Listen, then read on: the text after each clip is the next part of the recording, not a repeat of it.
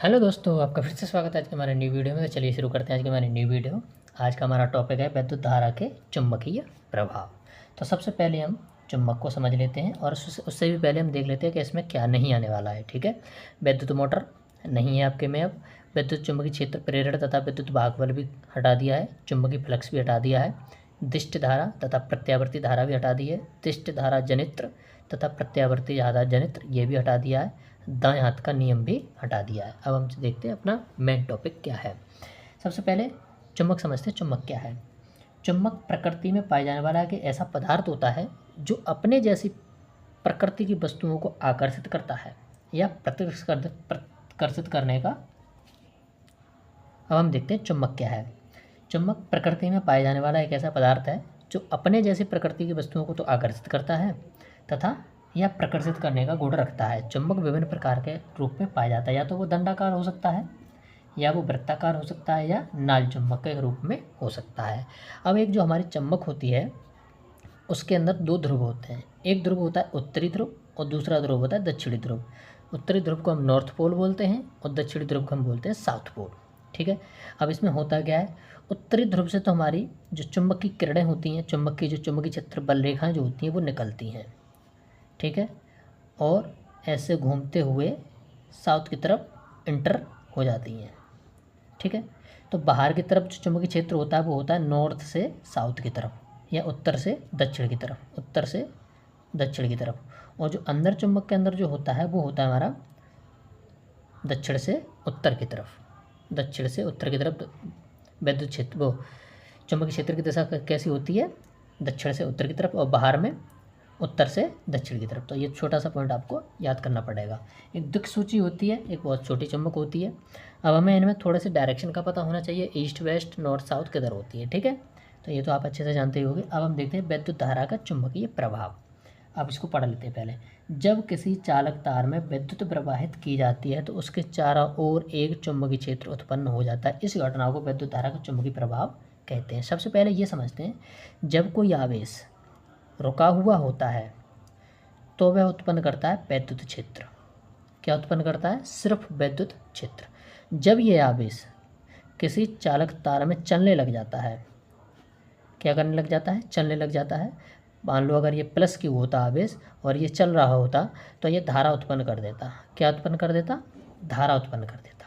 ठीक है, जब किसी चालक में धारा उत्पन्न हो जाती है, अब उसके चारों तरफ यहाँ पर क्या होगा? विद्युत क्षेत्र तो उत्पन्न होगा ही होगा, ठीक है, धारा के रूप में, पर वह इसके अपने चारों तरफ एक विद्युत चुंबकीय क्षेत्र भी, एक चुंबकीय क्षेत्र भी उत्पन्न कर देगा। ठीक है, जैसे ये हमारा तार है, तार में अगर हमारी विद्युत धारा ऐसे जा रही है तो इसमें जो विद्युत चुंबकीय क्षेत्र जो उत्पन्न होगा वो कुछ इस तरीके से उत्पन्न हो जाएगा इसके चारों तरफ। ठीक है, अगर विद्युत धारा की दिशा उल्टी है तो इसमें चुंबकीय क्षेत्र कुछ इस तरीके से उत्पन्न हो जाएगा। ठीक है, तो हमने देखा कि जब आवेश रुका हुआ होता है तो वह सिर्फ विद्युत क्षेत्र उत्पन्न करता है, जब आवेश चलने लगता है तो विद्युत क्षेत्र और चुंबकीय क्षेत्र दोनों उत्पन्न करता है। ठीक है, और वो भी गति देखनी पड़ती है कि वो किस तरीके से चल रहा है। अगर एक समान चाल से चल रहा है तो वह सिर्फ चुंबकीय क्षेत्र को उत्पन्न करेगा, अगर वह त्वरित गति से चल रहा है तो चुंबकीय क्षेत्र और विद्युत क्षेत्र दोनों को उत्पन्न करेगा। ठीक है, अब हम देखते हैं चुंबकीय क्षेत्र क्या है।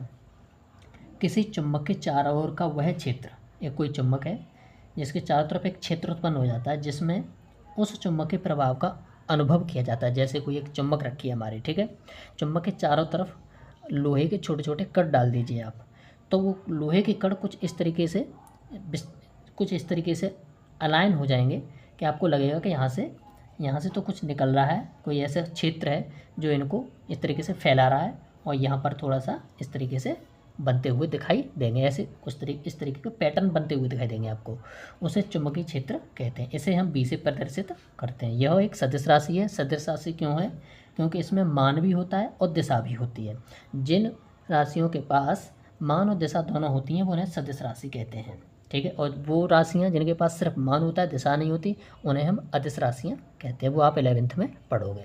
तथा मात्रक इसका क्या होता है? टेस्ला या वेबर पर मीटर स्क्वायर होता है। एक नंबर में पूछ ले जा सकता है कि चुंबकीय क्षेत्र का मात्रक क्या होता है? टेस्ला या वेबर पर मीटर स्क्वायर होता है। अब देखो, कोई चुंबक है आपकी, ये नॉर्थ पोल है इसका, ये साउथ पोल है। एक दूसरी चुंबक है, जिसका नॉर्थ पोल ये है और साउथ पोल ये है। एक तीसरी चुंबक है हमारी, ठीक है, ये साउथ पोल है और ये नॉर्थ पोल है। अब देखिए नॉर्थ और साउथ या साउथ और नॉर्थ अगर एक दूसरे को आमने सामने होंगे तो वह एक दूसरे को आकर्षित करेंगे। क्या करेंगे? आकर्षित करेंगे। ऐसे ही साउथ और नॉर्थ के सामने हो तब भी आकर्षण होगा, ठीक है। परंतु जब अगर यहाँ पे साउथ रहता और यहाँ पे नॉर्थ रहता, ठीक है, और यहाँ पर होता नॉर्थ और यहाँ पर होता साउथ और यहाँ पर नॉर्थ और यहाँ पर भी नॉर्थ, तो चाहे वो नॉर्थ नॉर्थ हो चाहे वो साउथ साउथ हो, दोनों कैसे होंगे? प्रतिकर्षित होंगे, ठीक है। अब हम देखते हैं चुंबकीय बल रेखाएं। किसी चुंबकीय क्षेत्र में चुंबकीय बल रेखाएं वे काल्पनिक रेखाएं हैं। एक तरह से ये काल्पनिक रेखाएं होती हैं। चुंबक के चारों तरफ उत्पन्न होने वाली रेखाएं हमें दिखाई नहीं देती, हम इनको कल्पना करते हैं इनकी, ठीक है, जो उस स्थान में चुंबकीय क्षेत्र की दिशा को प्रदर्शित करती हैं तथा इन रेखाओं के किसी बिंदु पर खींची गई स्पर्श रेखा उस बिंदु पर चुंबकीय क्षेत्र की दिशा को प्रदर्शित करती है। जैसे ये हमारी ये कोई चुंबक है नॉर्थ और ये साउथ, यहाँ से चुंबकीय बल रेखाएं निकलेंगी, नॉर्थ से निकलेंगी और साउथ की तरफ एंटर हो जाएंगी, ठीक है।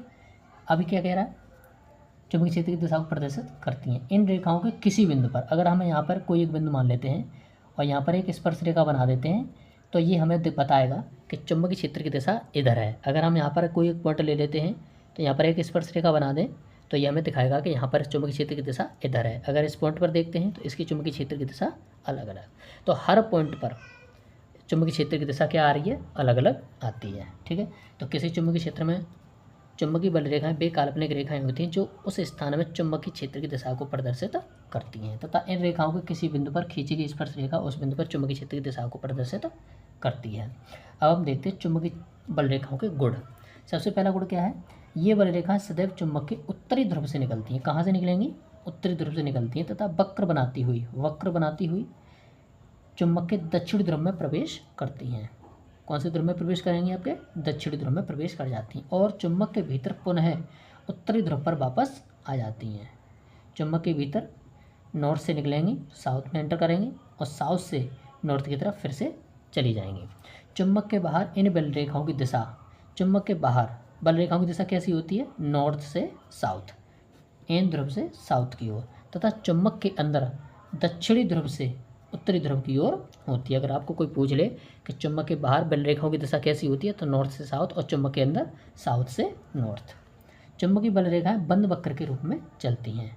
एक बंद वक्र सा बनेगा तो इसके रूप में चलती हैं। ये बल रेखाएं एक दूसरे को कभी नहीं काटती। अब देखो यहाँ पे एक ये वाली रेखा इसको नहीं काट रही, ठीक है। अगर मान लो सपोज कर लो अगर ये एक दूसरे को काट रही होती, जैसे यहाँ से निकली और ये यहाँ से एंटर हो गई, ठीक है, तो एक ही पॉइंट पर, अब जैसे मैंने यहाँ पे बताया था कि यहाँ पर एक स्पर्श रेखा बनाते हैं, एक ऐसे बनेगी और एक ऐसे बनेगी, तो एक ही पॉइंट पर चुंबकीय बल रेखाओं की जो दिशा आ रही है वो दो आ रही है, एक यहाँ पे आ रही है, एक यहाँ पे आ रही है, जो कि असंभव है। इसलिए चुंबकीय बल रेखाएं एक दूसरे को कभी नहीं काटती, ठीक है। ये बल रेखाएं एक दूसरे को कभी नहीं काटती क्योंकि एक बिंदु पर चुंबकीय क्षेत्र की दो दिशाएं संभव नहीं है। चुंबक के ध्रुवों के समीप चुंबकीय क्षेत्र प्रबल होता है। अब देखिए ये ध्रुव है हमारा, तो यहाँ पर बल रेखाएं सबसे ज़्यादा होंगी और यहाँ पर क्या होगा? थोड़ी सी फैली हुई होंगी क्योंकि दूर जा रही हैं, ठीक है, और यहाँ पर क्या होंगी? पास होंगी। तो यहाँ पे चुंबकीय क्षेत्र कैसा होगा? प्रबल होगा। वहाँ चुंबकीय बल रेखाएं पास होती हैं तथा ध्रुव से दूर जाने पर चुंबकीय क्षेत्र की प्रबलता घटती जाती है क्योंकि ये बल रेखाएं जो हैं वो दूर होती चली जाती हैं, अतः वहाँ चुंबकीय बल रेखाएं परस्पर दूर होती चली जाती हैं।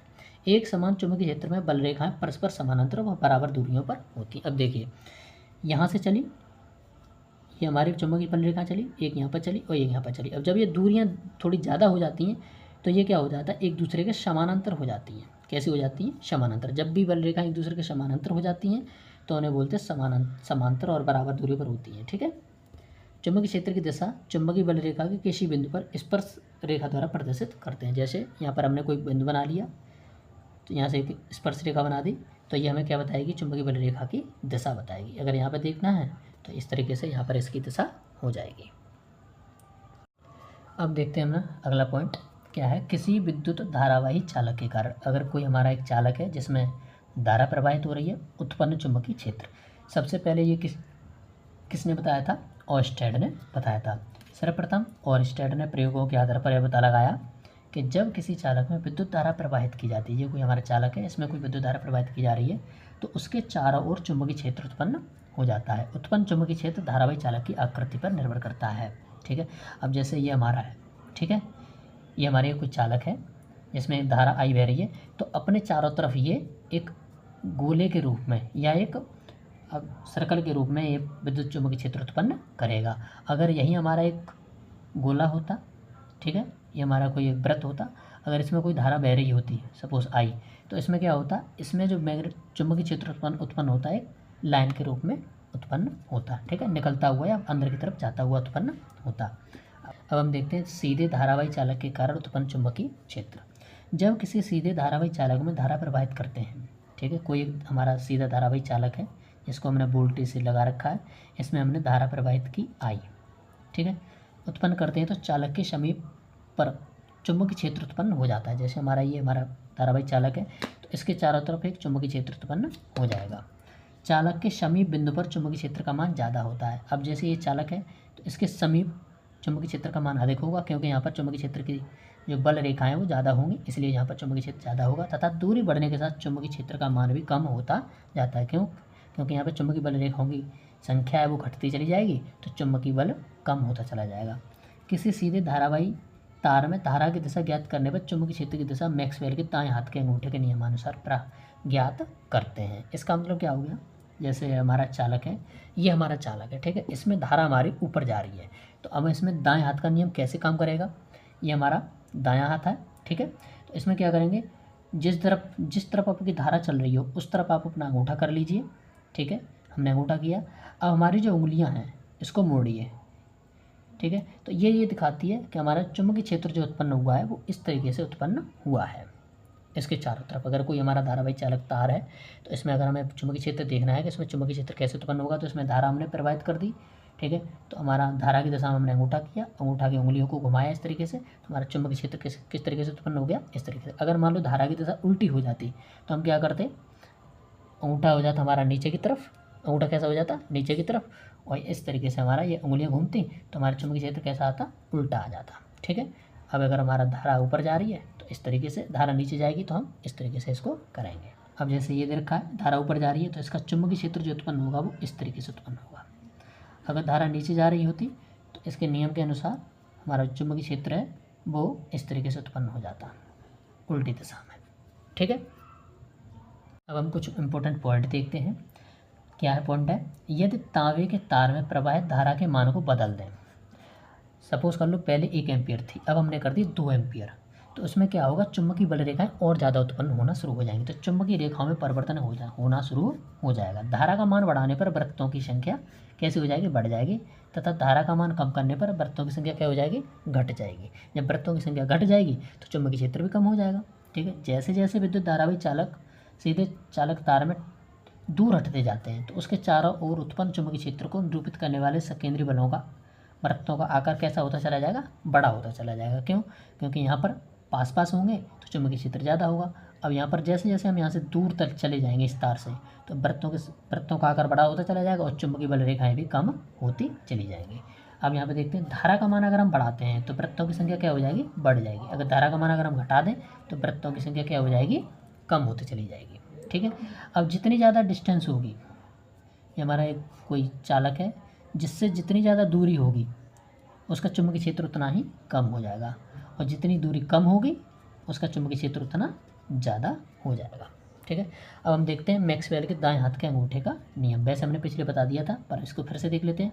इस नियम के अनुसार यदि दाएं हाथ में एक सीधे धारावाही चालक को इस प्रकार पकड़ें, जैसे एक हमारा चालक है तो दाएं हाथ में हम इसको इस प्रकार पकड़ लें कि उंगलियों तार पर लिपटी हों, ये हमारा तार है तो उंगलियां तार पर लिपटी हों, वो अंगूठा धारा की दिशा को अनुरूप धारा की दिशा में हो तो लिपटी हुई उंगलियां की दिशा चुंबकीय बल रेखाओं की दिशा को प्रदर्शित करेगी। ये हमारा चालक है, इसमें हमने अपनी उंगलियां को लिपटा दिया, तो अगर हमारा धारा ऊपर की तरफ जा रही है तो ये उंगलियां जो हैं हमें बताएंगी कि चुंबकीय क्षेत्र ऐसे उत्पन्न हो रहा है, ठीक है। ये हमने पिछले भी बता दिया था।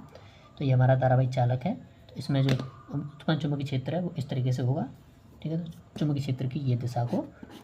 अब हम अगला पॉइंट देखते हैं, धारावाही वृत्ताकार पास या कुंडली के कारण उत्पन्न चुंबकीय क्षेत्र। ये हमारा कोई धारावाही वृत्ताकार पास है, इसको हमने बनाया इस तरीके से। इसको हमने क्या किया, एक 20 वोल्ट की बैटरी से कनेक्ट कर दिया, जिससे हमारी धारा जो है आई एम्पीयर की धारा बहने लग गई। ठीक है, ऐसे इसमें भी धारा आई आ रही है। अब देखिए इस पॉइंट पर देखते हैं हम, हमारा धारावाही चालक ये है, इसमें धारा किधर जा रही है, ऊपर की तरफ। तो इसमें जो विद्युत क्षेत्र की जो दिशा आएगी वो कुछ इस तरीके से आएगी, इसके चारों तरफ। ठीक है, इस तरीके से। और इस पॉइंट पर देखें तो धारावाही चालक धारा किधर जा रही है, जाती हुई प्रतीत हो रही है हमें नीचे। तो इसमें जो चुंबकीय क्षेत्र उत्पन्न होगा वो नीचे की तरफ आएगा, मतलब इस तरीके से इसके चारों तरफ। इसका जो सर्कल बनेगा वो इस तरीके से बनेगा, और इसका सर्कल जो बनेगा वो इस तरीके से बनेगा, जैसे हमने इसमें दिखा रखा है।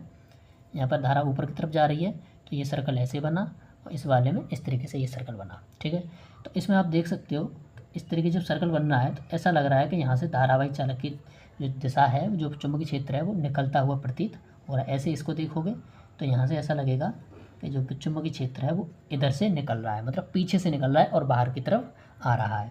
तो इधर जो बनेगा हमारा वो बन जाएगा उत्तरी ध्रुव, और पीछे की तरफ कौन सा बनेगा, इसमें दक्षिणी ध्रुव बन जाता है। तो जो हमारी जो कुंडली होती है वो एक चुंबक की तरह काम करने लग जाती है। किसकी तरह काम करने लग जाती है, चुंबक की तरह। अगर उसमें हम कोई विभव लगा देते हैं तो, अगर उसमें कोई धारा उत्पन्न हो जाती है तो। ठीक है, तो इधर वाला जो साइड है वो नॉर्थ पोल की तरह काम करेगा, पीछे वाली साइड किसकी तरह काम करेगी, साउथ पोल की तरह काम करेगी। इसको पढ़ लेते हैं। एक तार को मोड़कर एक वृत्ताकार पास लूप बनाया जाता है और उसमें विद्युत धारा प्रवाहित कराते हैं। ठीक है, हम जानते हैं कि किसी विद्युत धारावाही चालक के कारण उत्पन्न चुंबकीय क्षेत्र तार से कुंडली के व्युत्क्रम पर निर्भर करता है, दूरी पर व्युत्क्रम पर निर्भर करता है। इसी प्रकार किसी विद्युत धारावाही पाश के प्रत्येक बिंदु पर उसके चारों ओर उत्पन्न चुंबकीय क्षेत्र निरूपित करने वाले केंद्रीय बलों का आकार तार से दूर जाने पर निरंतर बड़ा होता चला जाता है। तो यहाँ से ये आकार कैसा होता चला जा रहा है, बड़ा होता जा रहा है। ठीक है, और कुछ इस टाइम पर ये क्या हो जाएगा, एक दूसरे के समानांतर हो जाएगा, बड़ा हो जाएगा। जैसे ही हम वृत्ताकार पास के केंद्र पर पहुंचते हैं तो इन वृत्तों के चाप सरल रेखाओं जैसे प्रतीत होने लगते हैं। ऐसा लगता है कि एक सरल रेखा है ये। ठीक है, प्रतीत होने लगते हैं। दक्षिण हस्त अंगुष्ठ नियम के लागू करने पर या दाएं हाथ का नियम लागू करने पर इस बात की आसानी से जांच की जा सकती है कि तार का प्रत्येक भाग चुंबकीय क्षेत्र रेखाओं में योगदान देता है, तथा पास के भीतर सभी चुंबकीय बल रेखा एक ही दिशा में होती है, मतलब बाहर की तरफ आती हुई प्रतीत होंगी। तो ये किसकी तरह काम करेगा, एक चुंबक की तरह काम करेगा। अब नोट में पॉइंट में देख लेते क्या दे रखा है। किसी धारावाही वृत्ताकार कुंडली द्वारा उत्पन्न चुंबकीय क्षेत्र में निम्न प्रकार द्वारा बढ़ाया जा सकता है। अगर हमें यहाँ पर चुंबकीय क्षेत्र बढ़ाना है तो किस प्रकार बढ़ा सकते हैं, या तो हम इनमें फेरों की संख्या अगर हम बढ़ा दें तो चुंबकीय क्षेत्र हमारा बढ़ जाएगा, और दूसरा क्या काम करें, कुंडली में धारा का मान बढ़ा दें। अगर ये धारा का मान ज़्यादा बढ़ जाएगा तो यहाँ पर जो सर्कल बन रहे थे या वृत्त बन रहे थे वो और ज़्यादा बनेंगे, तो इससे क्या होगा, चुंबकीय क्षेत्र और बढ़ जाएगा। अगर हम फेरों की संख्या बढ़ा देंगे इसके, तो यहाँ पर हर एक में धारा जाएगी और हर एक चुंबकीय क्षेत्र उत्पन्न करेगा, और वो भी स्ट्रॉन्ग वाला। तो यहाँ पर चुंबकीय क्षेत्र का मान कैसा हो जाएगा, बढ़ जाएगा। अब हम देखते हैं धारावाही परिनालिका में प्रवाहित विद्युत धारा के कारण उत्पन्न चुंबकीय क्षेत्र। ये हमारी कोई परिनालिका है जिसमें हमने क्या रखा है, तार को लपेट रखा है। ठीक है, जिसमें एक वोल्टेज, एक हमने सेल लगा रखी है जिससे हमारा धारा आई बह रही है। ठीक है, तो इसमें धारा कुछ इस तरीके से बह रही है। ठीक, अब देखिए इसमें धारा बह रही है। अब हम दाएं हाथ का अगर नियम का उपयोग करें तो धारा ऊपर जा रही है तो हमारा अंगूठा ऊपर की तरफ, तो विद्युत क्षेत्र कैसे उत्पन्न होगा, कुछ इस तरीके से, हर एक में कुछ इस तरीके से, हर एक में कुछ इस तरीके से विद्युत क्षेत्र उत्पन्न होगा। तो हमें ऐसा प्रतीत होगा कि इसमें जो विद्युत क्षेत्र है वो इस तरीके से आ रहा है इसके भीतर। ठीक है, तो यहाँ पर जो निकलता हुआ प्रतीत होगा, यहाँ पर निकलता हुआ प्रतीत होगा, तो यहाँ पर ये लगेगा कि ये नॉर्थ पोल है और ये साउथ पोल की तरह वर्क करेगा। इसको पढ़ लेते हैं।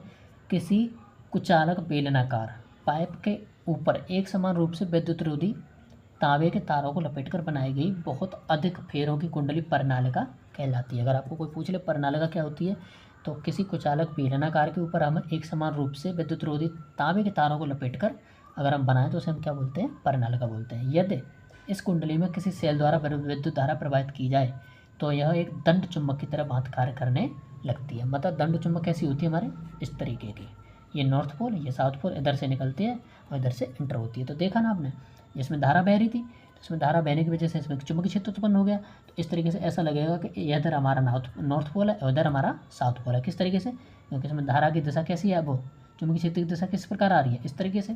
तो नॉर्थ से निकलती हैं रेखाएं और साउथ में एंटर करती हैं। अब देखते हैं इसमें कि जो चुंबकीय क्षेत्र होता है वो केंद्र की अपेक्षा सिरों पर अधिक होता है। केंद्र में कम होगा, सिरों पर कैसा होगा, अधिक होगा। इसके अंदर सभी रेखाएं समानांतर सरल रेखा के रूप में होती हैं। इसके अंदर जो रेखाएं होती हैं वो समानांतर होती हैं और एक सरल रेखा के रूप में होती हैं। यह सभी बिंदुओं पर क्षेत्र कैसा रहता है, समान रहता है। ठीक है। धारावाही प्रणालिका में धारा की दिशा बदलने पर प्रणालिका की ध्रुवता भी बदल जाती है। अगर ये धारा की दिशा पलट दें हम, कुछ इस तरीके से नीचे की तरफ आने लग जाए, ठीक है, तो इसमें धारा की दिशा उल्टी हो जाएगी, तो चुंबकीय क्षेत्र अब हमारा नॉर्थ इधर बनेगा और साउथ इधर बन जाएगा। ठीक है। तो अगर हम धारा की दिशा अगर पलट देते हैं तो उसकी जो पोलैरिटी है या ध्रुवता जो होती है वो बदल जाएगी। प्रणालिका को सामने से देखने पर यदि धारा की दिशा दक्षिणावर्ती हो तो दक्षिणी ध्रुव होगा, और यदि धारा की दिशा पूर्वावर्ती हो तो उसका ध्रुव कैसा हो जाएगा, उत्तरी ध्रुव हो जाएगा। प्रणालिका के भीतर चुंबकीय क्षेत्र सभी बिंदुओं पर कैसा होता है, एक समान होता है, परंतु सिरों पर कैसा होता है, अधिक होता है। ठीक है। प्रणालिका द्वारा उत्पन्न चुंबकीय क्षेत्र की तीव्रता निम्नलिखित बातों पर निर्भर करती है। कौन कौन से? प्रणालिका के फेरों की संख्या बढ़ाने पर चुंबकीय क्षेत्र का मान बढ़ जाएगा। अगर प्रणालिका में ये जो हमने संख्या बना रखी है, प्रणालिका के फेरों की संख्या अगर बढ़ा दें तो चुंबकीय क्षेत्र कैसा हो जाएगा, बढ़ जाएगा। यदि प्रणालिका में धारा का मान बढ़ा दिया जाए तब भी हमारा क्या हो जाएगा, विद्युत चुंबकीय क्षेत्र उत्पन्न जो हो रहा है वो भी बढ़ जाएगा। प्रणालिका के अंदर यदि किसी चुंबकीय पदार्थ जैसे लोहा की छड़ रख दी जाए, इसके अंदर अगर हम लोहे की छड़ रख दें तो प्रणालिका के अंदर उत्पन्न चुंबकीय क्षेत्र कैसा हो जाता है, बढ़ जाता है। इस लोहे की छड़ को प्रणालिका की क्रोड भी कहते हैं। जो हमने इसके अंदर लोहे की छड़ रखी है उसको हम क्या बोलेंगे, क्रोड बोलते हैं। और इसको रखने से हमारा क्या होता है, चुंबकीय क्षेत्र और बढ़ जाता है। ठीक है। अब देखते हैं वैद्युत चुंबक कैसे बनाई जा सकती है। प्रणालिका के भीतर उत्पन्न प्रबल चुंबकीय क्षेत्र का उपयोग किसी चुंबकीय पदार्थ जैसे नरम लोहे के प्रणालिका के भीतर रखो चुंबक बनाने में किया जाता है। ठीक है। अस्थायी वैद्युत चुंबक बनाने में कच्चे लोहे का उपयोग किया जाता है। अब हम इसमें अगर करंट हम लगातार बह रही हमारी धारा बह रही है, इसमें हम कच्चे लोहे का उपयोग कर दें, ठीक है, तो ये स्ट्रोक चुंबक की तरह काम करेगी और हम किसी को भी आसानी से उठा सकते हैं, जो एक अस्थायी चुंबक होती है। और स्थायी चुंबक अगर हमें बनानी है तो बनाने के लिए हम किसका प्रयोग करेंगे, स्टील का प्रयोग करेंगे। ठीक है। अगर हमें अस्थायी चुंबक बनानी है तो उसमें कच्चे लोहे का उपयोग करेंगे, और स्थायी चुंबक बनानी है तो हमें इसमें किसका उपयोग करेंगे, स्टील का उपयोग करते हैं। अब अगला पॉइंट देखते हैं, चुंबकीय क्षेत्र में किसी विद्युत धारावाही चालक पर बल। ठीक है। कोई अगर हमारा कोई चुंबकीय क्षेत्र है, उसमें अगर हम एक विद्युत धारावाही चालक लगा दें तो उस पर कुछ बल उत्पन्न होते हैं। जब किसी धारावाही चालक को बाह्य चुंबकीय क्षेत्र में रखा जाता है, कोई धारावाही चालक है हमारा और हमारा यहाँ पर एक मैग्नेटिक फील्ड है, इसको जब हम इसके अंदर रखेंगे तो इस पर एक बल लगेगा। ठीक है। चुंबकीय क्षेत्र में रखा जाता है तो बाह्य चुंबकीय क्षेत्र के कारण धारावाही चालक पर बल लगता है, जो कि चालक को विस्थापित करता है। मतलब ये जो चालक है अब आपका, वो थोड़ा बहुत चलने लग जाएगा। किसकी वजह से, इस चुंबकीय क्षेत्र की वजह से। और कब चलेगा, जब इसमें धारा बह रही हो तब। अब इसका इंपॉर्टेंट पॉइंट क्या है, चालक में प्रवाहित विद्युत धारा की दिशा पलटने पर बल की दिशा भी पलट जाती है। अगर हम ये हमारा चालक अगर ऊपर, इसमें चालक में धारा की दिशा अगर ऐसे है तो अगर ये ऊपर की ओर विस्थापित हो रहा है, अगर इसमें धारा की दिशा पलट दें तो ये विस्थापित होना भी दूसरी साइड में होना शुरू हो जाएगा। चालक पर आरोपित बल की दिशा विद्युत धारा की दिशा और चुंबकीय क्षेत्र की दिशा दोनों पर निर्भर करती है।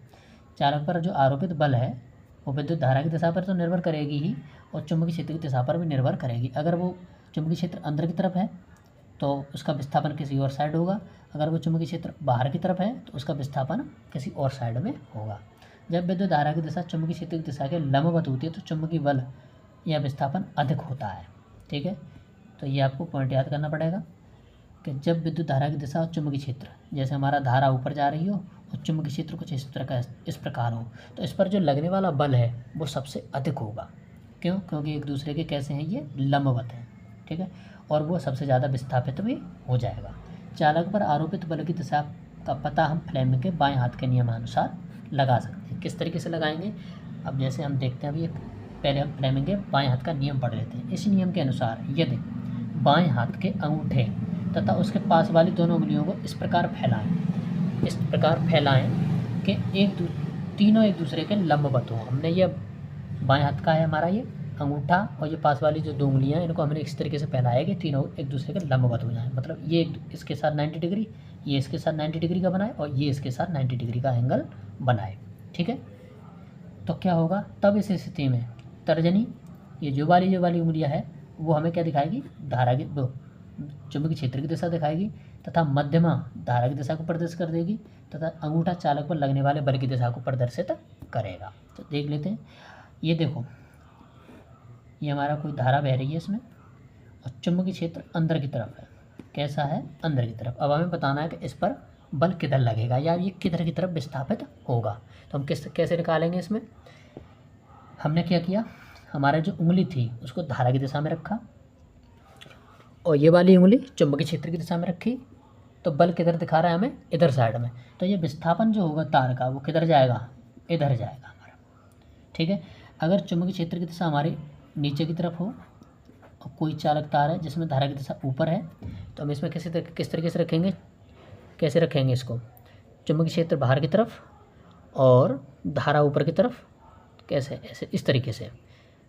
चुंबकीय क्षेत्र हमारा ऊपर की तरफ, धारा इधर की तरफ, तो ये बल किधर आ रहा है हमारा? इधर साइड में। तो ये किधर विस्थापित होगा? इस साइड में विस्थापित होगा। ठीक है। और देख लें, एक एग्जांपल और देख लेते हैं। जैसे हमारा चुंबकीय क्षेत्र अंदर की तरफ है, ठीक है।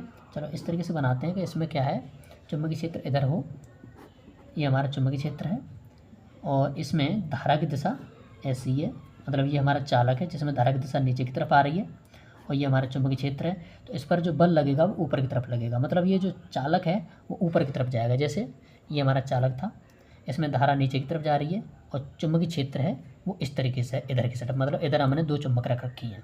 ठीक है। और इसमें धारा इधर जा रही है, तो ये जो बल लगेगा वो चुंबकीय क्षेत्र इधर, धारा की इधर, चुंबकीय क्षेत्र इधर, तो विस्थापित किधर होगा? ये ऊपर, मतलब ये जो तार है वो ऊपर की तरफ उठेगा अपने आप। ठीक है। अब हम पढ़ते हैं विद्युत फ्यूज। उपकरणों का खराब होने के लिए बचाता है। विद्युत फ्यूज जो होता है वो उपकरणों को खराब होने से बचाता है। इंपॉर्टेंट पॉइंट क्या है इसके? फ्यूज तार टिन और लेड मिश्र धातु से बना होता है। इसका गलनांक कम तथा प्रतिरोध बहुत अधिक होता है। ठीक है। तो चलिए मिलते हैं आपको नेक्स्ट वीडियो में, तब तक के लिए take care and bye bye.